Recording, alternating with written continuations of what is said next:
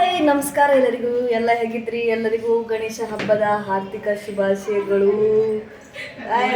ನಾವೀಗ ಗಣಪತಿ ಸುತ್ತಕೋತಿತ್ತು ಕೋಟೇಶ್ವರದಂಗೆ ಎಲ್ಲ. ಗೌರಿ ಗಣೇಶ ಎಲ್ಲ ಬಂದು ಆಯ್ತಾ, ಕುಂದಾಪುರದಾಗೆಲ್ಲ ಬಂದಾಯ್ತಾ. ಈಗ ನಾವು ಕುಂದಾಪುರ ಅಲ್ಲ, ಬೆಂಗಳೂರು ಹುಡುಕ ಹೋಗಿ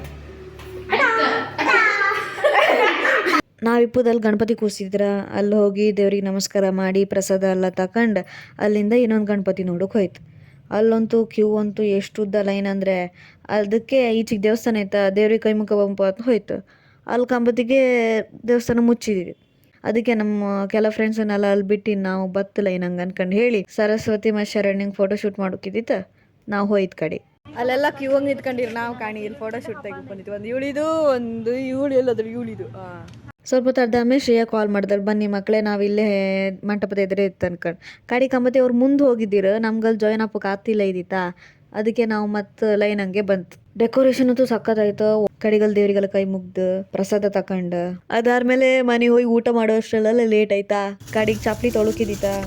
ಚಪ್ಪಲಿ ತೊಳೋತಿಗೆ ನನ್ನ ಫ್ರೆಂಡ್ ವಿಡಿಯೋ ಮಾಡ್ದಾರ ಕಾಣಿ.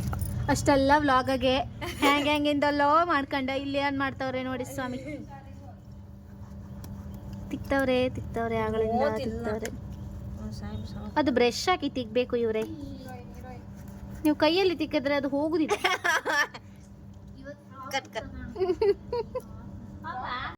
ಟಾಟಾ.